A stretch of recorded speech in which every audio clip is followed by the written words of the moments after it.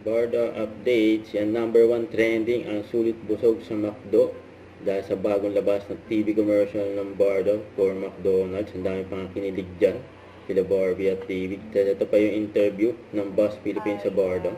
David's girlfriend. Hi everyone! I'm Barbie Corteza. Ayan, question number 1. What I like most about David is that kung ano man yung achievements na nakukuha niya or kung nasa man siya ngayon, hindi niya pinapaabot sa ulo niya.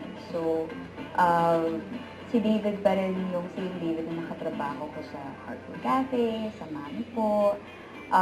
He's been receiving praises and a lot of attention right now, pero he stays grounded, totoo siyang tao, totoo siyang kausap, masaya siyang kausap at masaya siyang katrabaho. Masaya daw kausap si David, ni Barbie. Saka ito pa? Baby, I am David's girlfriend. Yan Pero supportive girlfriend na lang siguro, 'di ba? Kasi nga 'di ba as a gamer siya dito.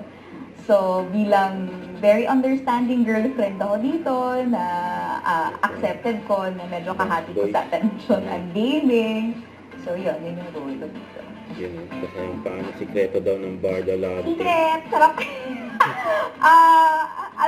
Siguro mahabang pasensya at understanding at a lot of collaboration actually. And pares kaming foodie. So, it's one thing we have in common. So, yun yung aming common ground talaga. Yun.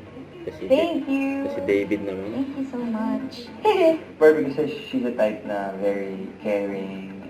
Hi, I'm David. And question kay David. I think her understanding. Pareha sila. We're both different human beings. We have different personalities. The way I work is different from her.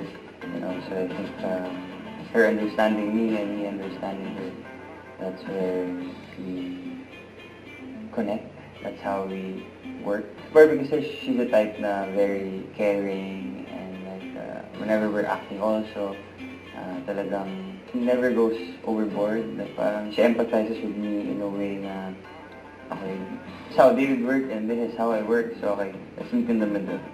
And I guess si Barbie, she's also super nice na person talaga. Super Very nice si Barbie. Yeah, very professional. Ito pa? I'm with my girlfriend. I mean, we're not physically together. But siya, nasa, siguro in a place na hindi siya comfortable. So, ako naman, I'm at home. Since I'm busy, hindi ko naman siya kayang samahan all the time.